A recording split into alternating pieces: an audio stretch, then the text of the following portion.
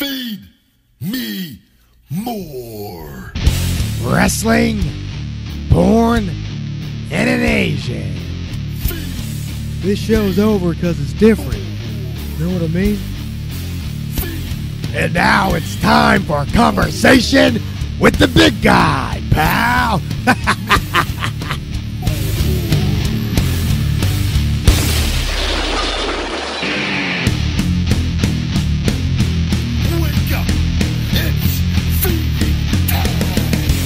Welcome to Conversation with the Big Guy. I am the big guy, Ryback, and I'm sitting here with the third wheel. Carless Joe today? Yes, I have no car because it's being serviced. I should have it yesterday, but apparently there's a cracked radiator. Okay. Because I was getting my AC fixed, and he's like, "Oh, you got your radiator that's broken or something." So I get a new one, and all of a sudden I'm supposed to get it today. The guy says, "Oh, there's an emergency. I won't be able to do it now." So I had to get a ride to come out here. No, yeah, you Ubered. Thank you very much. This has been a hellacious week. We'll get into all that. It's Phoenix Marie is once again, she's at work tonight, and she gets off in a little bit. We're hoping to maybe do a call-in with her and get a Dr. Phoenix segment in. Yeah, she's handling penises right now. Yeah, in a professional way. So always, I guess, was a professional way. She was a pro. She was definitely a pro for that field. Now she's in another field. Yes. So, and she's once again a pro in that field. Yeah, I think she's teaching others. She's doing what she loves. Yes, with the gains wave and she's doing the gains waves and all sorts of other things. Cold sculpting, and just getting people in shape and ready to go. Yeah. So, but here with us today, we got our wrestling news to kick things off again. How I like to do it here, we like to feature the wrestling news now on Conversation with the Big Guy. Now that we have our main man, Mike Ace Malero, week in and week out, bringing us the wrestling news. A lot of positive feedback from you, Ace, with the news the last couple of weeks. I feel like you're really coming into your own here. You might be taking over the show. Oh, never. It's the Big Guy show. I just get to play along. No. Well, we thank you. It's you have definitely made the show better, and the fans have noticed, and I'm greatly appreciative of it. Doing a podcast like this is no easy deal with everything. I was just telling you guys before we got going, I'm maxed out. I am officially maxed out with everything I got going on, like getting this townhouse ready and just everything getting delayed in Canada for another day, and which we'll talk about later on. But I'm back. I got in late after 1 something last night, and have not stopped since, and dealing with a bunch of Amazon stuff, But the podcast must go on. We get up Sunday. Hopefully, we're always out every Monday. Every once in a while, a Tuesday show comes out. And this week, it's going to be Wednesday afternoon when it gets up. But we just got to make the best of everyone's schedules and trying to be accommodating in the show, getting it all done. But we got Ace here this week and do some wrestling news. Ace, anything you want to go ahead and plug up front? Yeah. You can find Mike Ace Malero on criticalblast.com. You can catch me on Facebook and Twitter at SketchNM. This week we finally had a date for Ninjak versus the Valiant Universe, starring John Morrison, Michael Rowe, and Jason David Frank. I'm a huge fan of Valiant Comics, so I've been waiting for this for a long time. And the first episode will be available digitally on April 21st. Good deal. Sounds exciting. A lot of people are into that. I am clueless. And it stars John Morrison, so. Oh, really? Yeah. That's good for him, man. He's a good guy. I like him a lot. Very talented performer. Okay, this week I want to start by talking about the Andre the Giant biography. Last Tuesday it aired on HBO. The film was pretty in-depth. It followed Andre's childhood, showed he started developing abnormally large in his teenage years, and it went all the way to his death at the age of 46. It was really hard to watch the end. I mean, we all know how Andre's life ended, but even the way they did in the film, it was really hard to watch and not get emotional about. There was commentary from a lot of people, Vince, Tim White, who was Andre's longtime friend, Andre's estranged daughter, and Hulk Hogan. My favorite part of the documentary, they did a lot about WrestleMania 3, and Hulk Hogan was talking about the lead up to the match. And according to Hogan, he didn't know the finish of the match until they were actually in the ring. Really? So basically towards the end of the match, Andre yelled at him, "Slam!" And then he got that, iconic slam, and then leg drop, and then Hogan dropped the leg drop, and that was it. So it was, really cool to kind of see the behind the scenes of pretty much, the first wrestling match I ever remember. So. Mm-hmm. Yeah, no, that's my first. I've talked about this in interviews. My first memory of wrestling was in Vegas. My parents took us, and I don't know if I was like around 4 or 5 years old, but all I remember from that night was Hogan's yellow tights and Andre's black singlet. Like, it's weird how something just sticks in your mind. Like, but that's what I just remember, like the crowd going crazy for that match. I don't remember anything else, and that was my first memory of professional wrestling that I can recall. So that's what's been the feedback? I've yet to seen it. Is positive feedback across the board? What's going on with that? Pretty much positive feedback across the board. I loved it. I mean, there were some critics, online who said they wish it was deeper. I think always with wrestling, they're looking for the dark secrets, and they want to blame Vince for Andre's death, and could it have been could Andre's life have been managed better? Because they discovered his condition. Yeah. When he was in his 20s, but by then they said maybe they could have treated it, but he was so into what he had doing, he just kind of kept going with his thing. But I think it's unfair criticism, though. I think it was a very good movie, and it was a biography. They weren't going for kind of a dark, shady documentary. It was just telling the story of this iconic figure. Yeah, that was the way they chose to display it, and I would definitely I need to watch that, and I will.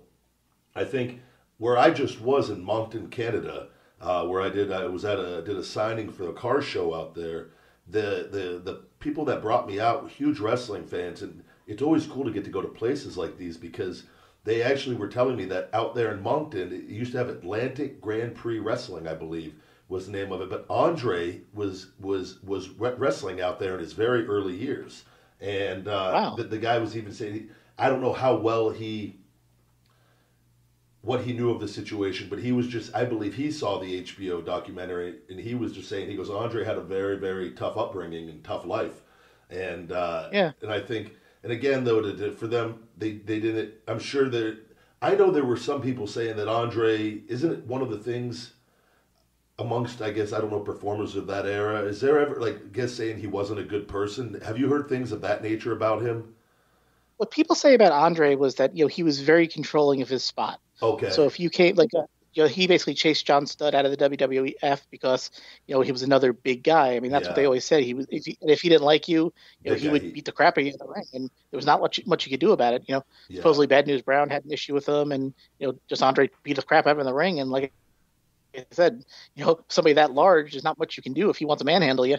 Yeah, no, that's it's always interesting to hear the different perspectives on things from different people and whatnot. But I mean, to be that large and go through life is, and the condition that he had is it sucks. It's not. There's no other way to put it. It's not all it's chalked up to be. And I'm sure he was in a lot of pain, especially towards the end. So it's nice to see them do something, so more people can probably understand the life of him because he is an iconic figure. So I definitely need to watch that and see what it was all about. How long ago did he pass away?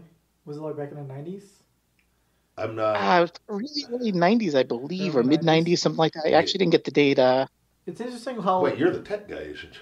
Oh, the laptop doesn't work. Yeah, the laptop's running, so that's why I didn't look it up. But just more expensive. But no, I figured they mentioned that in the H bills. They did. I just didn't write that in my notes, to be honest. Yeah, so it's like it's been quite a while. But I'm just curious, how come it took this long to create a documentary about his life? I think sometimes there's no rhyme or reason to that. I mean, there's been stuff done on him before. Sure. WWE, I think, just now with they're constantly putting things out. So it could have just been, you never know with family members and things, you know what I mean, within that kind of situation. So I think the good thing is that it is out and, and people can have a better understanding of what someone like him went through.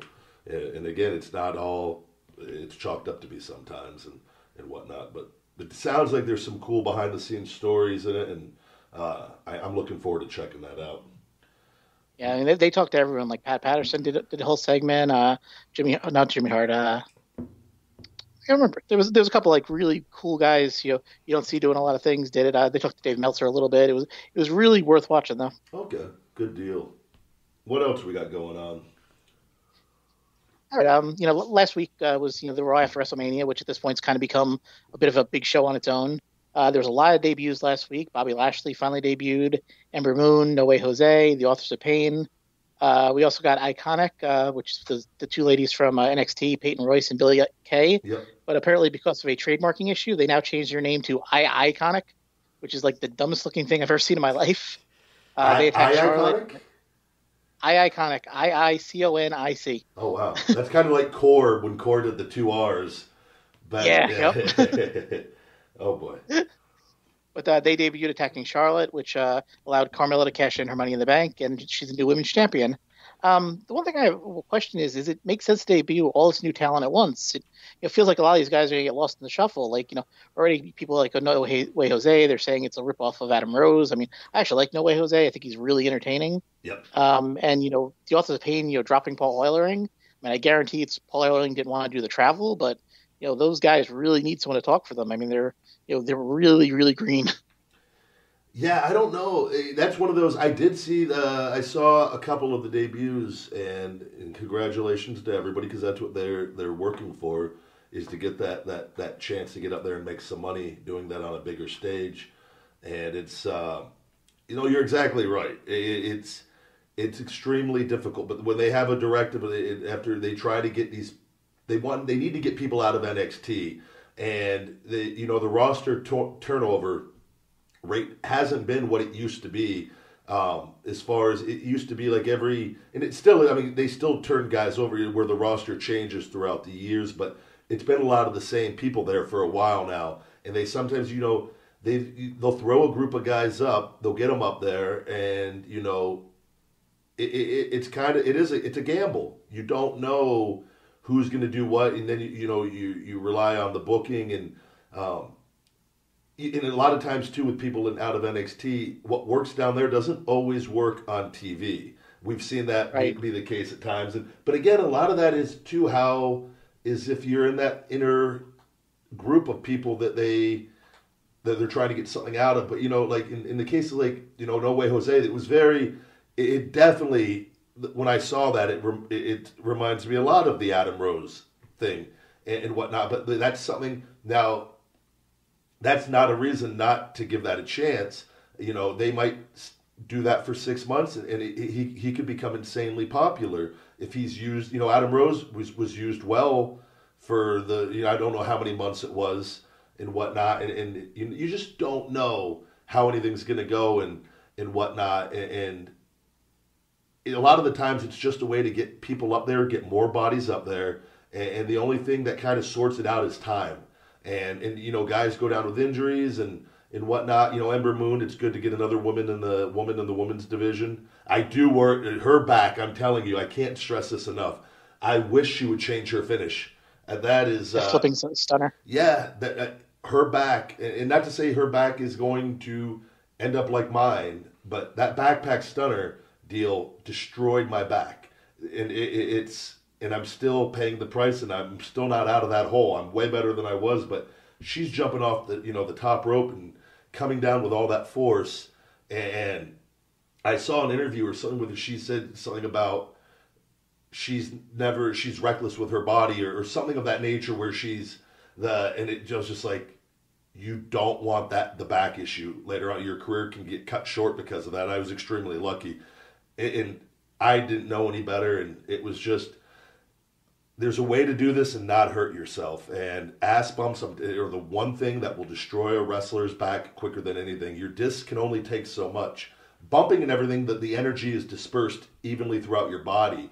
But when you land on your ass like that, you are sending those shock waves right up your spine, that energy right up. And the only thing it does is compress your disc and your spine. And, she's a young girl still. And I think I would, knowing what we know, I wish somebody up there would say, look, you might want to think about this. If you want to do it every once in a blue moon, that's one thing. But to do that move as a finish, you're going to have to hit that move every single night, or go for it every single night on most cases. So you're looking at doing that thing probably at least 4 times a week. That's and then once she gets into working longer matches and you start doing some near falls and counters out of it, like, you might be hitting that thing 8, 9, 10, 11, 12 times a week of taking that ass bump. And I really wish somebody up there would just say, look, we might want to rethink this because in 3 years, if her back is shot, it's going to be on her. And, she's a great talent. She's super, extremely talented. So, but that's the only thing I thought when I saw that. I was like, shit, that's poor back. But Lashley back, I think that's really cool. I think that creates for some interesting matchups. He's done well for himself. Great guy. And I think there's some big money matchups with him. And the Authors of Pain, I don't know too much about. They're big guys, though.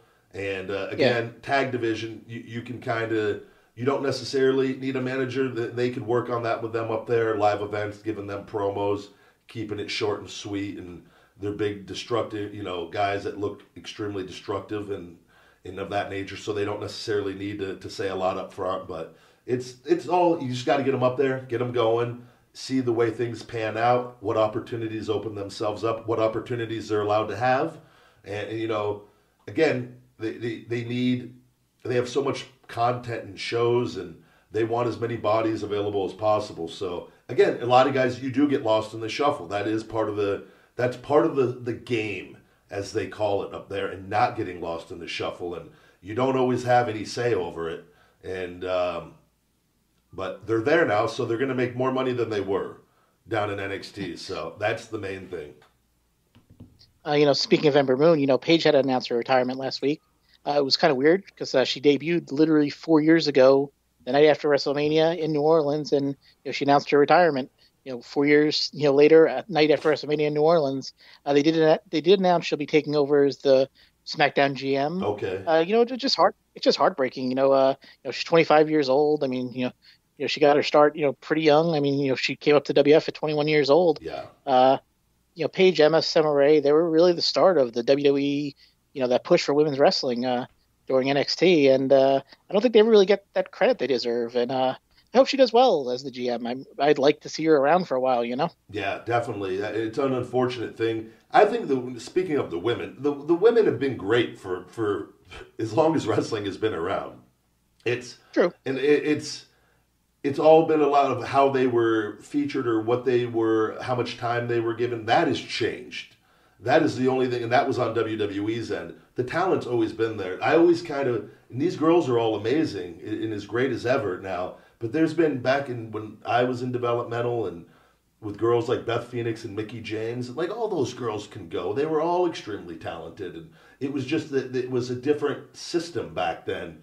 And the matches, it was a different time in society and whatnot. I just think now there's more opportunity to make money by featuring them now with Ronda Rousey and women, the whole women's empowerment deal and women's revolution. That makes them money. So it makes sense for them to do that from a business wise. But the women have always been great. And anybody in wrestling knows that.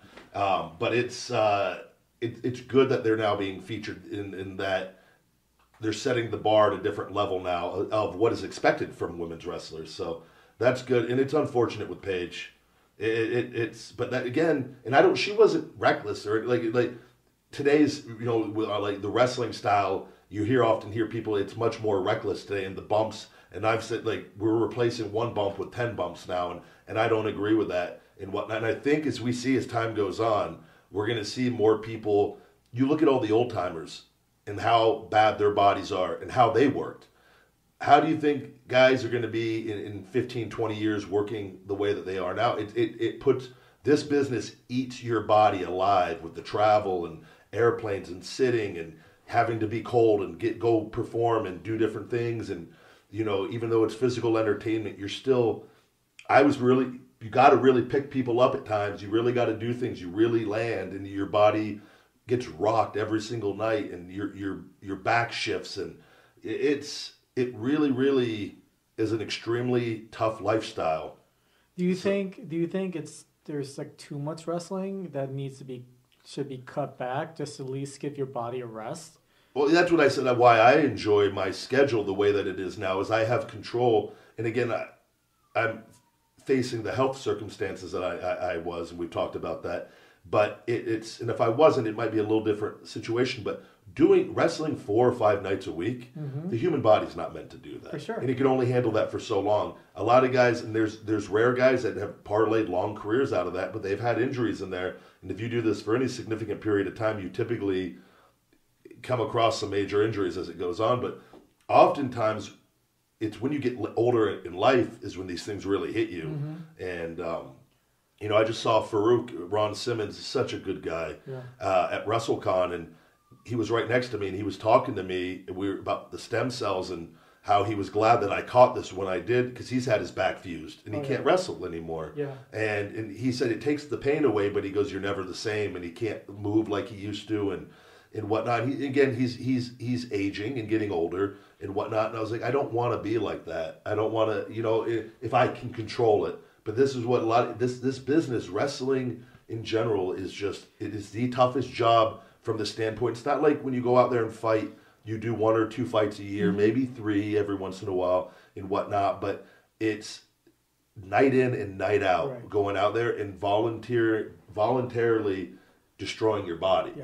And yes, I do think the schedule should be lighter. I really do. And it used to be at different points and whatnot. But again, it is a business, and the whole point of a business is to make money. Unfortunately, the business makes money with human bodies. And it's one of those, there's no wrestlers union or anything of that nature. There's nothing to protect the wrestlers. And there's so many guys that will jump at the opportunity to go on TV that they could replace you at any point, because the brand for WWE is so strong. So you don't have a choice in the matter, you know what I mean, until you get to a certain level or you have a certain amount of money and you've learned to do other things, and you go, okay, I don't think that's best for me for life anymore. But most guys don't have that option for quite some time, and it's not just wrestling, but a lot of industries. Anthony Rizzo from the Cubs said that there's too many baseball games. It's taking a toll on his back. 162 games. 162 games, and also including the playoffs, but also spring training. And also there was a rookie from the San Francisco 49ers. He quit. He retired after his rookie season because he's worried about his concussions and stuff like that.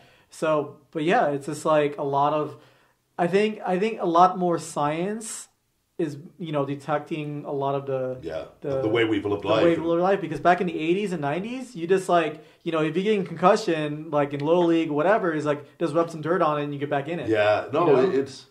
That's a major issue and thing, and that's what I've always said. This life that we live, the world revolves around money. And these big businesses, corporations and stuff, they've created the rules for how they make their money. And we kind of just grow up and we're like, you're kind of taught, play sports and you can make money, or go do this, you can make money. It's like everything is fueled by money, where when everything is fueled by money, it's not necessarily, health is not necessarily the main concern for the businesses making the money. But now we have this science, and these people say, no, we have this information showing the way, what we've been doing, why this is bad. And unfortunately, though, that's up to us as individuals to recognize that and protect ourselves, because nobody else is going to do it for you. It's just the way that it is, and it sucks. But that is that's the world we live in, and it's just a lot of guys. It seems weird in the go ahead. Sorry, Ace. It seems weird in the WWE. I mean, there's so much opportunity for things outside of wrestling. You almost think that it'd make more sense, instead of having the guys wrestle 4 times a week, wrestle once a week, do some segments. I mean, even I don't want to say like an off season, but have a wrestler take off. Have a wrestler take 2-3 months off. When they come back, they'll get a huge reaction from the crowd, and it just seems like you can better maneuver around to make things easier for the guys than, like you said, putting it all around money to make sure these house shows and things like that. It just like you said, you're just tearing these guys up at such a young age. I mean, like I said, Paige was 25 years old. It makes no sense. And it's on her now. If she leaves WWE or they part ways at some point, she'll have to deal with those neck issues and things as she gets older. And in 10 years, if she were to leave, and in 10 years her neck, there's extreme arthritis and symptoms of things going on, and that's on her then, unfortunately, the way that everything is set up right now. And it sucks. It's one of the nasty parts of the business. And I've often said, I wish there was an off season. And I think at some point, that as time goes on, I don't know if it's going to be anytime soon, but I think they have more than enough talent where they could give guys 3 or 4 months off from in-ring activity and use them still to do appearances and to do other things and to keep them in the public eye, and still make money with them, but allow them a break. But it's a weird thing. I don't think they want that, and it's tough. In wrestling too, there's always saying that time off is a wrestler's worst enemy. And because your body hardens up when you're up there, so you start doing something every day, you just become immune to it. And but then when you stop doing it, much like when I left, my health issues really came out when I left because the adrenaline left, and all of a sudden I was really, really screwed up. That they don't necessarily want you to know, or to, you know what I mean, to find out that you are screwed up, and when you're there, you don't necessarily get MRIs or get things done. You don't want to know. Because you get in that grind of going week in, week out, you're making money, you get a spot, and you keep it going another week, another week, another week. And before you know it, 4 or 5 years goes by. And then, like, you haven't had things checked out, so you never caught anything, you know. And that's not to say that you can't say, hey, look, I want to go get an MRI, or you go get one done on your own. But it's like, you get caught up in that grind and that schedule. It's right, but it's also that fear of someone else replacing you, too. Yeah, absolutely. And they that is a real thing, and it exists. And they've created that with NXT and any sports. Yeah, any sports. Any sports. And having all these talent under contract now, it keeps you on your toes at all times. But unfortunately, that's why I said it's up to the individuals to recognize that health is extremely important, and we have to look after our own health because no one else will. Yeah. And my heart goes out to Paige, and who knows, maybe neck things are one of those with. If I were her, I would be looking in. I don't know what exactly her condition is, but with stem cells and the things that I've gotten done, I would be exploring all my options on my days off and getting work done constantly. Because with the technology and the advancements we're making, who knows? In 2 years or a year or 3 years, she may be able to make a full-time return if she chooses to. Yeah, so, she's young enough that even if it takes a couple of years, you know, she can still come back and still have a pretty decent career if possible, you know? Absolutely. And if I were her, while I was under contract there, I would be exploring all my options while I was under contract. I would think that would be her smartest move with the stem cells and everything of that nature, to just have an understanding of what her options are and to, just so she feels good just for life, so that when she is 40 or 45 or 50 years old, she's not crippled. You know, because you don't know how stuff like that's going to turn out as time goes on. So, but my heart goes out to her, because nobody should have to stop doing what they love that early in life. But it's unfortunately it's happened right now. And speaking of careers that ended too soon, sadly, Braun and Nicholas had to drop the tag titles. Nicholas's school schedule is too harsh to. Come on, Nicholas, drop out. The segment that next night where Nicholas said, "with these hands," was one of the funniest things I'd ever seen, and I thought it was cool. I thought the WWF had a lot of fun with this. I think the fans were pretty cool with it. It was very memorable, so I ended up really liking the whole Braun and Nicholas thing. I think it really worked well for Braun, you know. Yeah, I've heard other people have been a little critical of the thing, and I understand all sides of the deal. At the end of the day, I just think it's for them as a business. WrestleMania is the one show where you try to give them a little bit of everything. It's entertainment at its finest. They bring in some of the bigger names, and you know, it's one of those deals that's something that never has been done before, as far as at that level. And again, you have Braun, who's been built up extremely well as a monster. So I've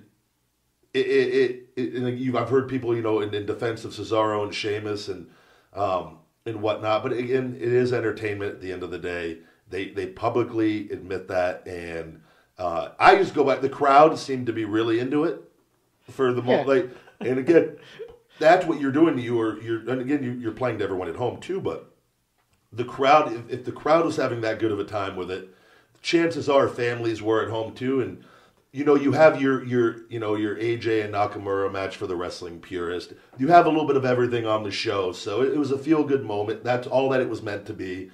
And again, I think it worked. And I respect everyone's opinion, and I'll never say someone that, you know, well, you shouldn't, you know, with the tag titles and this and that. And I understand that point of that. Would I want to be on the opposite end of that? Probably not.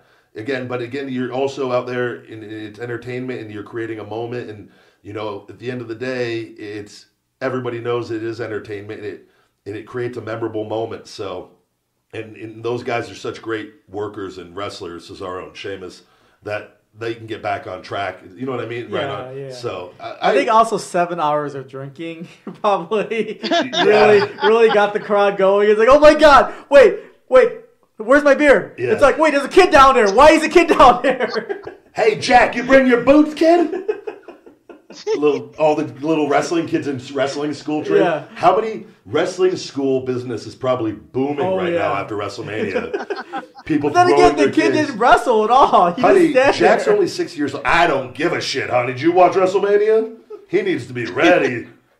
But yeah, it was a It's cool like moment. it's like going to a baseball game with a baseball glove, and you're hoping that the manager would like pick you. It's like, all right, go in the outfield. And it's like, all right, I got my If you're a glove. kid watching that, though, that is every single kid now thinks they have a chance. Yeah, they're gonna be wearing. You know, Like- they're already wearing costumes already. So they're gonna be like, It makes sense from a business standpoint. Yeah. Again, everything is run as a business, and it's not always going to. You can't appease everybody. Like it's just impossible in life and anything. There's always going to be people angry, people love you, people hate you. It's just the human brain is very different in between all of us. So, Yeah. But I hopefully Nicholas, I believe he's John Cone's son.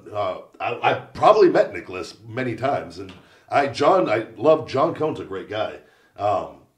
So I think that was really cool that he got to experience that adrenaline rush at a young age. And again, adrenaline or shitting his pants. Which one? I don't know. I'm sure. Yeah, that would be curious to know how that played. Like all of a sudden you got tagged in. It's like, oh crap. No, but it was a cool moment. So I dug it. This week, the superstar shakeup. They moved a bunch of people from SmackDown to Raw to SmackDown. I haven't seen SmackDown yet tonight, so I don't know who got moved. But last night they moved, a lot of guys. They put Drew McIntyre up to the main roster. What's going on over there? Your little phone vibrating. Sounded like one of those little nose hair I think I got a trimmers. text on my end. Shaving his nose hairs while we're doing the wrestling news. No, sorry. Keep going. But on Raw this week, a lot of guys changed thing. Drew McIntyre came up to the main roster. They put Kevin Owens and Sami Zayn on Raw.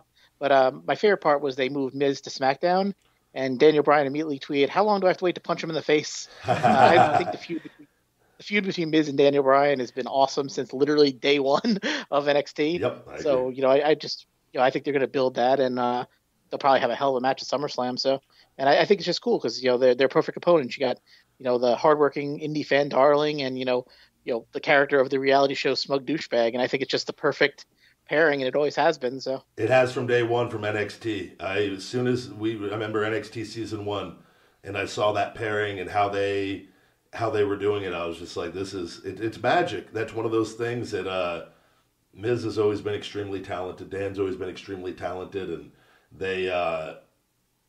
I think it's a built-in storyline. It's great for Dan to get him into a good storyline right off the bat, and I think that people are going to be very interested in, and both those guys can hold their own on both ends of the spectrum there as far as talking and building up the match and going out there and performing. So I'm happy. That's a good move. So on April 27th is that Greatest Royal Rumble. Have you been following the stuff for Rusev this week? No, I haven't. He just texted me the other day again. He wants free supplements. I've sent him supplements a couple of times now, and several of the guys, but they typically don't post about them, so it does me no good. Right. And Rusev, though, I was like making the big bucks. It's like, come on, help your fucking buddy out and go purchase them off Amazon or feedmemore.com. Like, how much? Everybody. The one thing with supplements, everybody wants free supplements. Nobody. That's like the one thing that people just don't think But they it's have to buy. expensive. Yeah, It's extremely so expensive. Like sending out hundreds of dollars of stuff at a pop, and it's just like, God damn it, I left. Like I'm doing my own thing now. Like, come on. Like like help a business out. Right. But he sent me a text on that, and I let him know. I go, you can go buy them. Yeah, it's going to be on Amazon, or you can go to feedmemore.com. Yeah. No, so what's going on with Rusev this week? So they announced the match was going to be Rusev versus Undertaker in a casket match at Greatest Royal Rumble. And then they announced Rusev had been pulled from the match, and Jericho was going to be in the match. And the rumor was, well, not the rumor. TMZ had actually posted that he had said something like he was going to crush the Undertaker's old ass. And then the next day, they announced Rusev had been removed from the match. So it'd been a lot of weird speculation about Rusev's status. On Instagram on Monday, he had posted "Gonna miss you, buddy" to Aiden English, and then on Monday they announced again the match is going to be it's resolved. It's going to be a casket match between Rusev and Undertaker. It's been a really weird sequence of events. Yeah, I don't know if he's just having fun. Rusev loves to have fun. That was like, this is and not that it's the same thing, but when I was doing my eat, tweet, delete, repeat little thing and just having fun and putting tweets and deleting them and pissing people off and making fun of people kind of to fit in with the whole persona with everything going on at the time. And I would just make off the cuff comments and people, it fit with what I was doing, but I wasn't being featured regularly in how I had been. And just making noise to have fun. And I think he's at that point. There's nothing worse. And this is what I've said. This is what sucks about wrestling right now, that if you're not, they don't let anything organically happen anymore. And this has been this way for some time.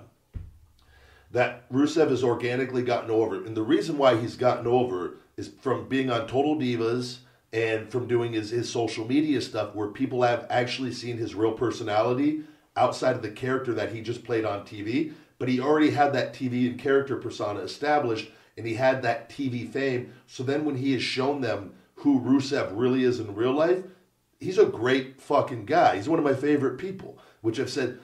So people are drawn to that charismatic personality. And so what happens with that then is they give him something that maybe isn't necessarily meant to get over. And people say, no, we like this guy. We're going to get this over. We want this guy to be used better. We want to see him featured more and whatnot, and he is featured all the time. But if you see like weird things happen, like and I was at WrestleMania week at WrestleCon, and there were as many Rusev Day shirts out there as anything all week. People walking around, and when you have a guy that is doing that, and something is caught on like that, you run with it. You can't make enough merchandise for a guy like that, and what you do is then you start putting him in better positions to look better on TV so that you continue to ride that momentum. Because eventually, if you don't, what happens is typically people get defeated that their energy they're spending supporting something isn't paying off. And then it starts to dwindle down and whatnot. And as a performer, there is no worse feeling in the world than having to go out there and you actually start getting over and people embracing you and accepting you, and then being told to not acknowledge it or don't embrace it. Don't do that. You're a heel. Don't do this. Don't do that. And eventually it goes away. And then you, from a performer standpoint, you're defeated because you know that that's a rare opportunity that does not happen very often in wrestling. For you might only have one or two shots your entire career to have something like that happen. And when that opportunity is taken away, what else do you do now? Because you know you just had something and it was taken away. So what are you going to do? You can't go and start thinking of new ideas because you know even if you find another idea, it's not going to pay off. And that is one of the frustrating things that I do not like about professional wrestling today. And it is a very real thing that is happening, and I think it's happening right now with Rusev. And again, you look at guys like. No, go ahead. Sorry. You look at guys like Zack Ryder or Wade Barrett. I mean, there was a moment in time where these guys were probably like the biggest thing going, and just the WF squandered it. Just like they put them through losing or do what they could to. They wanted Barrett as a heel, and it just made no sense in terms of the reaction he was getting. And Zack Ryder, I mean, there was no one more over than Zack Ryder. When The Rock's standing in the middle of the ring and the crowd chanting, "We want Ryder," it's the most insane thing you could ever imagine. The WF did nothing to capitalize on that. And you see where he's at now, and it sucks. And that was how guys got extremely over in the years prior, and that momentum, when something caught on, you then switch business around and you start featuring that to start making as much money as possible. I believe that format does not exist anymore, and that it's no, these are the guys that we're going to run with right now. no matter what happens, no matter what the crowd, however they react, and we're just gonna go with this. And it's just I don't know why it is that way. I honestly I don't know. I'm not in the meetings. I don't know what the agenda is, what the purpose of that is. We could speculate all day long. All I could tell everybody is from a fan standpoint, you should, when you see that going on, you do not accept defeat. You chant more, you buy more merchandise for that person. You make them, you have to, and it happened with Daniel Bryan. And that's the best example I could see of something that really, really, the crowd wouldn't let that go because they love that guy so much. Unfortunately, it doesn't happen with everybody that way. I think Rusev is another case where this could be a thing where people may not let this go because you've heard different things like where they said Vince didn't think it was serious, and I think it is. I think people like him, and I think it's from his social media stuff and being on Total Divas and seeing his real personality. I think people need to make more noise than ever and not accept that and support Rusev Day more than ever, because I think that will be the only chance they have to possibly rectify that and whatnot. Because you just see how big of a reaction would it have been had Rusev won WrestleMania. I think it would have been huge. And that's how you get to the next level. You need big wins at big moments. And he already had the momentum, and it's again, they're little dings in your armor, I call them. And you can survive it for so long, but you get dinged enough, and eventually, that armor starts falling off. And I don't want to see that happen with him because he's worked extremely hard. He's one of my favorite opponents, and maybe I'm a little biased on the whole thing because I am friends with him, and I've lived it myself. So and it's not a good feeling. It sucks, and it's extremely defeating. And then I've stayed positive throughout all of it, and you got to take the negatives and turn them into positives. But from a performer standpoint, there's nothing worse because it is such a rare thing. So I hope Rusev Day lives on forever. It just seems like Dave doesn't always have a plan. I mean, they had Rusev lose at WrestleMania to Jinder, but then Jinder loses a week later to Jeff Hardy. So it wasn't like, they gave Jinder the win and we're going to push him to the sky as U.S. champion. I mean, he had the title for literally a week and a day, and then Jeff Hardy won it last night. Yeah, I wonder if that's just not done, again, speculating, but I believe they're wrestling at the Greatest Royal Rumble, Jeff Hardy and Jinder, correct? Yeah, yeah. Is that maybe just a thing where Jinder wins it back for the Greatest Royal Rumble, you think? It's possible. I mean, I don't know. It just seemed with Jinder. I mean, they had a big push, and then it's just been inconsistent. I don't know if that's just, like you said, it could just be they wanted to have that big moment at Greatest Royal Rumble, but I don't know. I mean, Jeff's probably going to be, pretty hot over there, so it's hard to say. Well, and I've said this again, and this is a very real thing. And it was told to me, they don't want any more marquee names. So the best way to control that is by having guys lose and taking momentum away at different points and controlling it yourself, and maybe even pushing guys that the crowd isn't fully behind and whatnot, because you kind of can keep it at bay that way. And I truly believe there is something to that business model of why from what they had told me, they don't want any more marquee names after John Cena. It makes sense how they book guys. And that's all, and that's the way that it is. That's the way that it is. That's who, you can't change that, because that's their business model, and it sucks from a wrestling standpoint. But the brand is so strong that if they want to do that way, they can. So the other thing that came out this week is Brock Lesnar signed a new deal. There was, we'd been talking for weeks about, what's going to happen with Lesnar. Yeah. There were some stories he supposedly got in a heated argument with Vince after WrestleMania. Some people are saying that's just bullshit. No one knows for sure. But the word was that he threw the title at Vince, something like that. Oh, geez. Then the next night they announced Brock had signed a new deal. It would be appearing at the Greatest Royal Rumble. No details been released, but Meltzer said MMA wrestling reported to MMA Fighting that Lesnar's contract is a short-term deal. And the contract also allows him to do UFC fights. So okay, yeah, no, I'm sure they're glad to keep him. He's a one of a kind performer and athlete, and to have the success that he has and switching over it's a very rare thing. It's and he's a freak athlete, and he's a big money draw, especially in the fighting world. You know, if Cormier and Miocic, you know, that big fight. If there's rumors Brock is possibly going to be fighting the winner of that for the title, that is going to do some pretty serious numbers. And who's to say he could possibly come away being UFC champion all over again? Like, he's that talented and that much of a freak athlete and just specimens. So I'm sure they would want to keep him on board throughout all of that, at least temporarily, and make some more money with him. So I think I'm happy that he's done it his way, man. He's that's the dream. I'll never be. You can't be upset or jealous. Like, every performer should want that schedule and to be able to be home more days than not. And he went out and earned that right by going and leaving and having the courage to leave. Right. Granted, it wasn't a popular thing how he did it or this and that, but he did.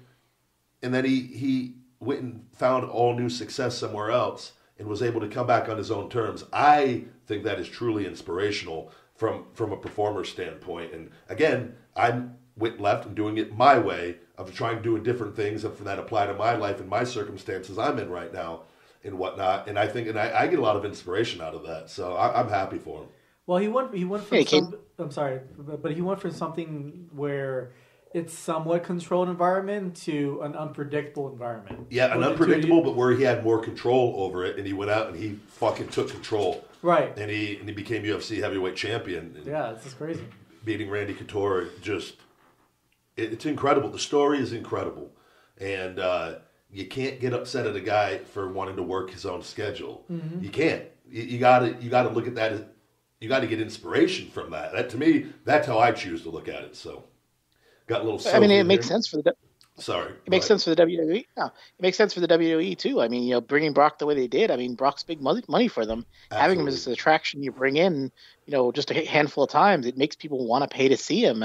We were talking about that earlier. You know, this guy you see every week. You know, you kind of get, you know, stale, and the guys put at risk. Yeah. If you can bring in, you know, people hate the part timers, but they also pay to see them. So I mean, you can't have it both ways. Exactly, and you need a mix of everything, and that should be every WWE superstar's goal, is to become a part-time performer. Mm-hmm. You save your body, you get to work and do what you love still, and you get to actually have a little bit of balance in your life. It really, to me, that's the ultimate goal. Yeah, that's what I want. Yeah, straight up say it. That's exactly what I want. I mean, just look at The Rock with John Cena. They went from wrestling to becoming a film star to, you know. And then Dwayne can come back whenever he wants and do something here and there and to get that adrenaline rush. And it's truly inspirational, man. Again, you got to put in your time. All those guys put in their time. Mm-hmm. Brock, not as many years as them. Those guys, but Dwayne and John, they put in their time, and then you go do other things. And if you want to work a lesser schedule, great. And it's, but I think anybody, that should be the goal, because for me, I shouldn't say for everybody maybe, but for me that would be the end goal. That to me, because I strive for balance, right? Or at least I'm trying. So, anything else going on? The last story this week is, you know, kind of an unfortunate one. John Cena announced that they broke his engagement with Nikki Bella. Okay. You know, you don't really like to talk too much about the personal things that go on it, but you know, we were talking about this before the show. I mean, they did make it a big public spectacle when, you know, the pros was at WrestleMania. So. Yeah. No, that's unfortunate, and that's where it's like the Bray stuff before, and I wish there were certain things that people would leave alone.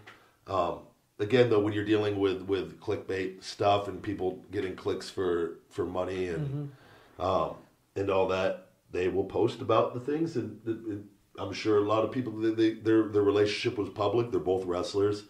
They did the thing at WrestleMania. I know you don't ever want to see, and I had my personal issues with John at different times and whatnot, but he's like, it sucks. You don't want to, I think that's, give them their privacy there and whatnot, and let them, you know, hopefully they can remain friends and be professional. It seems like, I feel like they both would be professional about the entire thing, and people go their separate ways over time. Not all relationships are meant to last forever. And I think they're thankful for the time they spent together, and hopefully they can remain friends, and I don't think there's anything to speculate. I don't. That's none of my business on that, nor is it anybody's. So I think people should respect that. Makes sense to me. Good. All right, deal. that's it for me tonight. All right. Well, Ace, we thank you for joining. I'm not going to lie. I got to take a piss and drank this whole coffee and my Finish It BCAAs I'm sipping on, and it's going right through me here. But Ace, we'll get with you. We'll catch up with you next week, and hopefully we got some more good news. We appreciate your time, and we're going to take a little break right here and be back after these messages. Thanks, Mike. I am the ultimate Ryback, and I'm here to tell you about Feed Me More Nutrition. It is the ultimate premium in sports nutrition. Wake up, unlimited energy. I take it non-stop, and I have all the unlimited energy from the gods above. My blood, my skin, the energy is pouring through my system. The big guy, all natural testosterone booster will be giving you erections to the heavens. And if you need protein builds muscles upon muscles. I'm so hungry. Premium grass-fed, prebiotic, enhanced whey protein isolate is what you need. Fat, burn body fat with Shell Shock Extreme Fat Burner, the most powerful fat burner on the market today. Feed me more nutrition. Save 10% with Podcast 10. Available on feedmemore.com and Amazon. All right, we are back. And man, what a week it's been. We've you're carless. I just got in late last night. It's been just... Well, it's just not just being carless, but like the adult industry got hit too.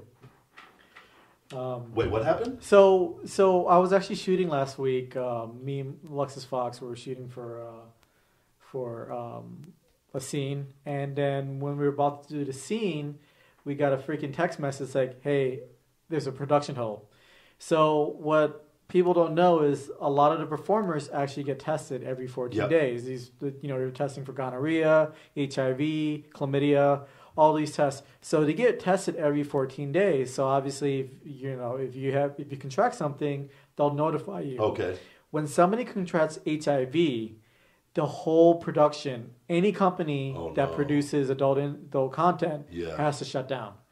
And so what they do is, this is called the Free Speech Coalition. They have this system called the PASS system, which keeps track of everyone's tests. Okay. So everything is all, it's a medical, so everything is, medical history and stuff like that is private. Yeah. So they contact that person who contracted, who popped dirty, which has HIV.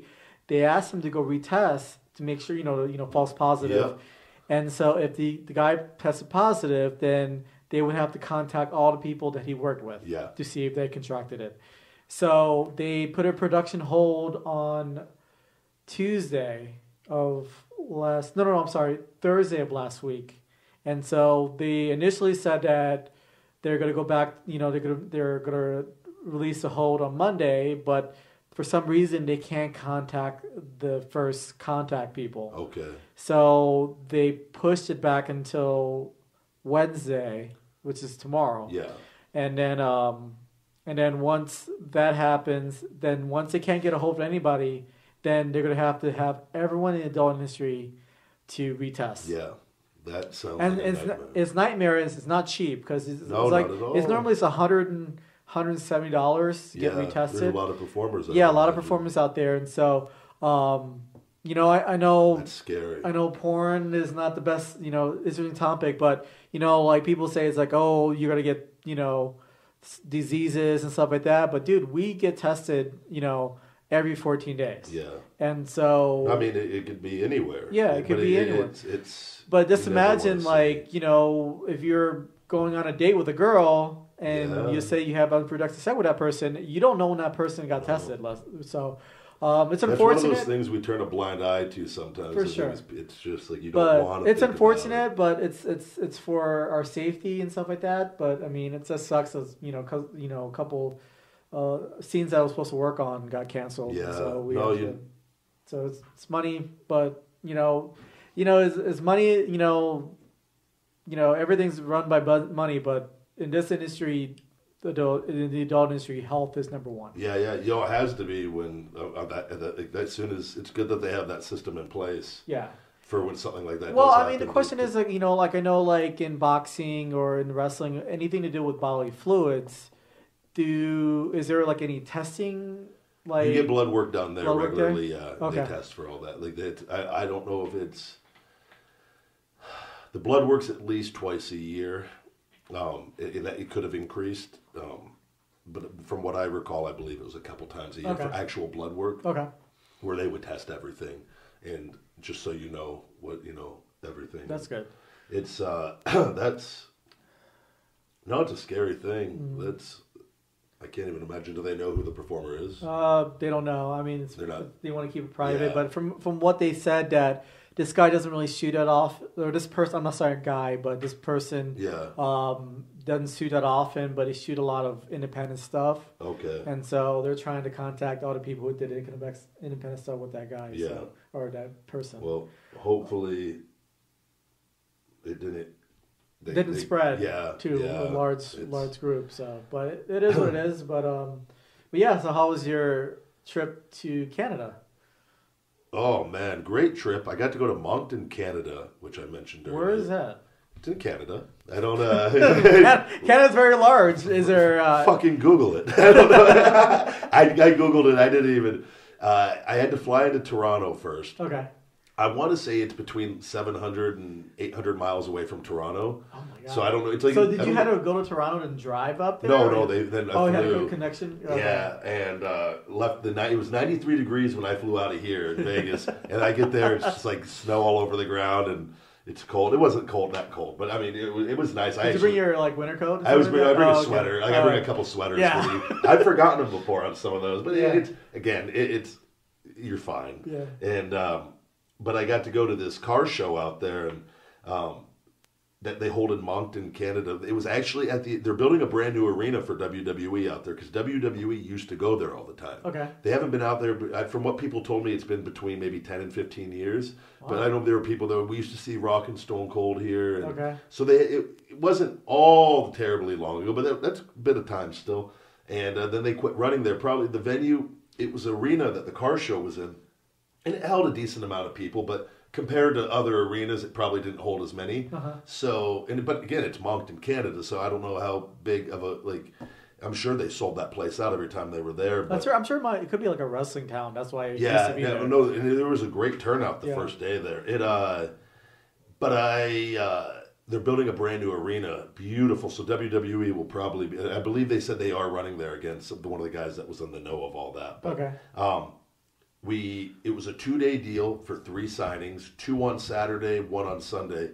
The afternoon Saturday one, the place was packed. They broke their all-time attendance record for the car show. And what they do is they bring out like a wrestling figure, and I was the wrestling figure this year. Tori Wilson had gone out in the past, Booker T before. Honky Tonk Man, they said years ago. So they only bring one wrestling, but then they brought like one of the guys from Fast and Furious out. Okay. I don't know which one. There's been a lot of them movies. Yeah, but he was one of the guys in Asian guy. Yeah, but they brought there were a few people they bring out, and they do that to get people to come to the car show. Okay. However that all works, I don't know, and you have to pay to get into the car show and whatnot. So they broke their all-time attendance record on Saturday. Mm-hmm. It's usually a 3-day event. They broke it on Saturday, of all time, supposedly, was what they said. And then it was a little more laid back Saturday night and Sunday. It was where people coming up and getting autographs and doing pictures, but it wasn't like that first day the line was all the way, hundreds of people. And those are always fun, but you gotta it's it's work a little So which bit. was bigger, the line to see a car or the line to see you? No, the line. Well, the line for me. But the line because the cars didn't have line. There were so many. There were so many cars there. This thing was like in 4 different quadrants of the thing. They probably spent way more time with the cars than with me. We try to make it as personable as possible, and that's cool. I had a great time out there, and thank you to everybody that came out. And it's good. It's please go back, please go back, please go back. Will you go back to WWE? Like there's a comment like, there's always and it's like I know, guys. I try to help people understand. Yeah. And does it look? Here's the deal. Here's why I did what I did. My health was not good. There were many factors, and then that was just one of them. But that ended up being much more serious, and it's good to explain that to them so they understand. Yeah. And I feel like I'm very thankful for everything and for the fan base. And does you have maybe a YouTube section where you say that the reason? I mean, obviously you did talk about it in the podcast and stuff. I should do one of my videos with my teleprompter I told you about. You should. And where it's just me, but it looks like I'm dressing like the presidential. Yes. And like for the following statement and just wear the same suit that you have in your book. Yeah. Just talk about you guys. I've been asked time and time again the reason why I haven't been in WWE. This is what happened. That's pretty funny. Actually. And so it's like basically when people ask you the same question, just give them like, hey, look at this. Yeah. Just have it played. It's like in the background. It's like, all right, everyone, if everyone want to know, here's a YouTube video. That's not a bad idea. Yeah. Issue out a statement. Yeah.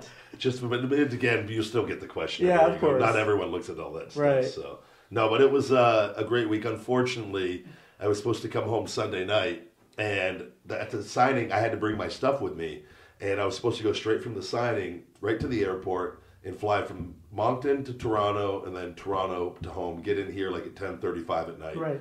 Usually get into my door around 12 after a flight like that. And I'm at the signing, and the guy that's with me up there, I believe it was Bill, he goes, "Did you hear flights are canceled today?" And I go, "Huh?" And he goes, "Flights are canceled. The Toronto, freezing rain."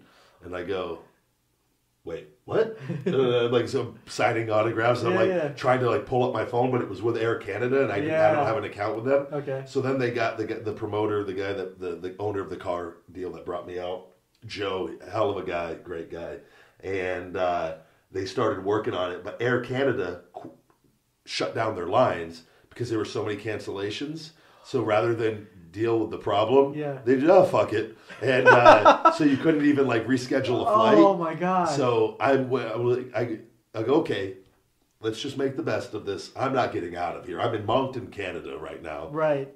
I'm in a nice hotel. They put me up in a nice hotel. They had a nice bar there. And I go, I got to get stuff done. I go, can you just book me another night at the hotel and we'll hopefully get scheduled for tomorrow. Right. And I just went down to the bar. I went to the gym after the thing and did a workout.